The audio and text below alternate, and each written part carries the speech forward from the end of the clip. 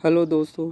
आज हम अक्षांश और देशांतर रेखाओं के बारे में थोड़ा जानकारी लेंगे और समझें कि अक्षांश और देशांतर रेखाएं एक्चुअली में होती क्या हैं। ठीक है, तो अक्षांश और देशांतर रेखाएं क्या होती हैं? ये हैं लाइनें हैं जो पृथ्वी पर हम लोगों ने अपनी सुविधा अनुसार खींची हैं। ये मतलब किसी प्रकार से ये पृथ्वी पर कहीं भी दिखाई नहीं देगी आपको फिजिकल रूप से, कि भौतिक रूप से आपको ये दिखाई दें कि ये लाइन ऐसी जा रही है। ये काल्पनिक रेखाएँ हैं जो हमने अपने हिसाब से मानी हुई हैं। एक्चुअली हमने इन्हें माना क्यों है? देखिए, जो अक्षांश और देशांतर रेखाएं हैं, इनको हमने पृथ्वी पे कुछ ऐसी चीज़ें हैं जिनको मापने के लिए, जानने के लिए हमने इनको माना है।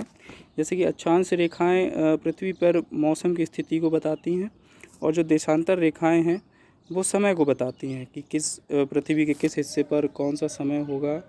ठीक है, और पृथ्वी के किस हिस्से पर कैसा मौसम होगा। तो ये अक्षांश और देशांतर रेखाओं का बताने का काम है। और जब हम अक्षांश और देशांतर रेखाओं को एक साथ मिला करके जब हम देखते हैं, तो हम उससे किसी जगह का स्थिति का निर्धारण कर सकते हैं। जैसे कि हम बोलें कि कोई चीज़, जैसे कोई नगर है या फिर कोई क्षेत्र है, तो वह कहाँ पर है। तो जहाँ पर अक्षांश और देशांतर रेखाएं एक साथ आपको क्रॉस करती हुई दिखाई देंगी, तो आपको एक तरीके से वो लोकेशन आपको मिल जाएगा। ठीक है, तो अब पर सबसे पहले देखते हैं कि अक्षांश रेखाएं होती क्या हैं। तो अक्षांश रेखाओं को हम इंग्लिश में लैटिट्यूड बोलते हैं। ठीक है, तो अक्षांश रेखाओं को हम देखेंगे कि सबसे पहले अक्षांश रेखाओं का मतलब क्या होता है। एक और चीज़ कि अक्षांश रेखाओं और देशांतर रेखाओं को हम जब भी लिखेंगे तो हम उनको हमेशा डिग्री के रूप में लिखते हैं। ठीक है, जैसे हमने लिखा 0 डिग्री, 20 डिग्री, ठीक है, 120 डिग्री। तो डिग्री हमेशा किसको दिखाता है? एंगल को दिखाता है, कोण को दिखाता है। तो हम ये क्या कह सकते हैं कि अक्षांश और देशांतर रेखाएं क्या हैं? निर्धारण करने का, किसी चीज़ को निर्धारित करने का एक कोणीय रूप है। ठीक है, एंगुलर रूप है, जिसको हम किसी चीज़ को एंगल में दिखाते हैं। कोई भी चीज़ है, किसी भी चीज़ की स्थिति है, उसको हम किस में दिखाते हैं? एंगल में दिखाते हैं। तो अक्षांश और देशांतर क्या है? कोणीय रूप में किसी चीज़ का निर्धारण या मापन किया जाता है। ठीक है, तो अब सबसे पहले हम अक्षांश की बात करते हैं। तो अक्षांश क्या है? तो अक्षांश को हम इंग्लिश में क्या बोलते हैं? लैटिट्यूड बोलते हैं। ठीक है, और पृथ्वी पे सबसे बड़ी अक्षांश रेखा क्या है हमारी? ये भूमध्य रेखा, जिसे हम विषुवत रेखा बोलते हैं और इंग्लिश में इक्वेटर बोलते हैं। तो अब ये विषुवत रेखा क्या है? हमारी सबसे बड़ी अक्षांश रेखा है। ठीक है, चारों तरफ ये पृथ्वी के चारों तरफ है।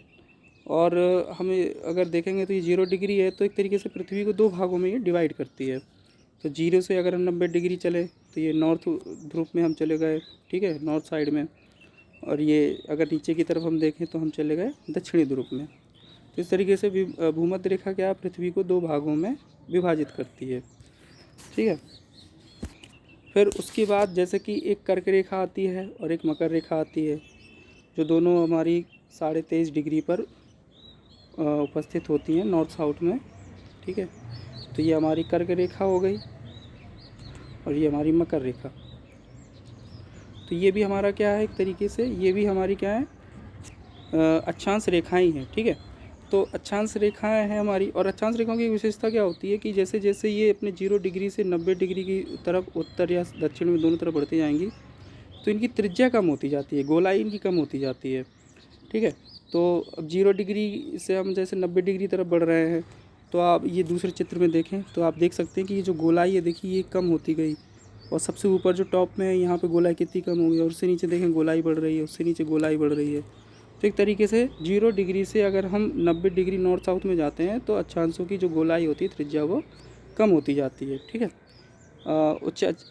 इस तरीके से हम बोलते हैं कि 0 डिग्री से 90 डिग्री की तरफ जा रहे हैं तो उच्च अक्षांशों की तरफ जा रहे हैं, और 90 से 0 डिग्री की तरफ आ रहे हैं तो निम्न अक्षांशों की तरफ आ रहे हैं। अब इसी तरीके से समझते हैं देशांतर क्या होते हैं। तो देखिए, देशांतर क्या होती हैं?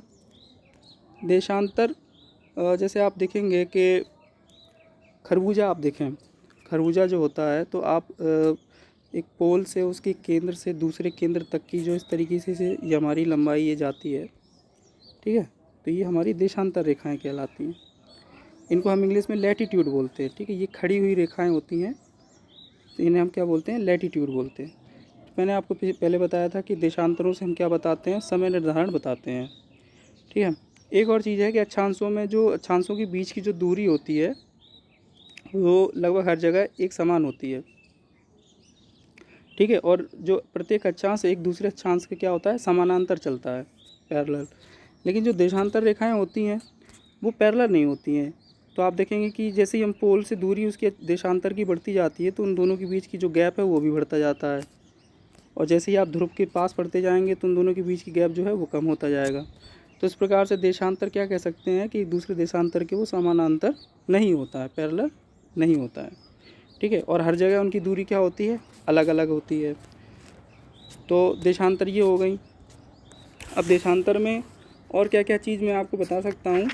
जो देशांतर रेखाएं होती हैं, जैसे कि एक जीरो से जैसे अक्षांश में 0 से 90 डिग्री नॉर्थ ध्रुव और 0 से 90 डिग्री दक्षिणी ध्रुव, इस तरीके से चलता है। इसी प्रकार से देशांतर में भी चलता है, लेकिन ये पूरा 360 डिग्री का रोटेशन बताता है देशांतर का क्रम। तो 0 से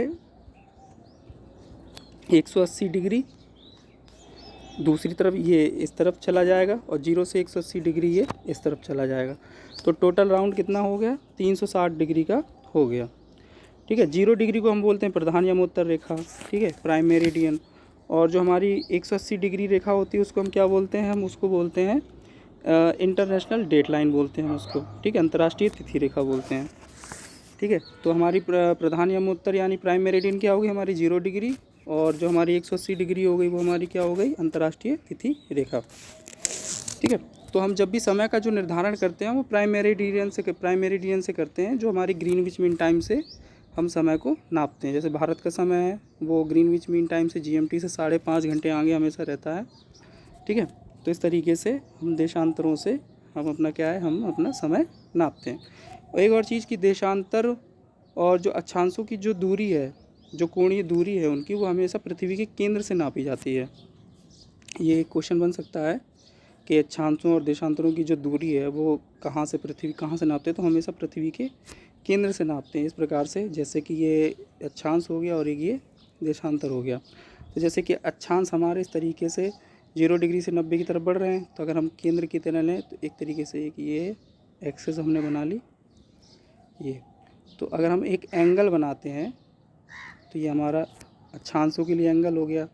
तो ये एंगल जैसे हमारा अभी ये हमारा 0 डिग्री हो गया, अगर ये हमारा फ्लैट है तो 0 डिग्री हो गया। अगर ये धीरे धीरे उठता जाएगा तो इसका एंगल का साइज़ क्या होता जाएगा, बढ़ता जाएगा, जो एक समय पे जाकर के 90 डिग्री पे चला जाएगा, ठीक है। ऐसा ही हमारा देशांतर का होता है। तो देशांतर का क्या होता है, देशांतर का एंगल हमारा ये हो जाता है। तो देशांतरों का एंगल जैसे इस तरीके से बढ़ता जाएगा, ठीक है, इस तरीके से बढ़ता जाएगा तो पूरा फ्लैट सीधा बन जाएगा। तो क्या बन जाएगा, 180 डिग्री का ये पूरा देशांतर हमारा बनता जाएगा। तो अक्षांश और देशांतरों को जो नापते हैं वो कहाँ से, पृथ्वी के केंद्र से नापते हैं, वो भी किस रूप में नापते हैं, कोणीय दूरी के रूप में, ठीक है। तो आई होप अक्षांश और देशांतर में आपको काफ़ी कुछ समझ में आया होगा। बाकी अक्षांश और देशांतर के रूप में जो भी मुझे बताना होगा मैं आपको अगले वीडियो में बताऊँगा।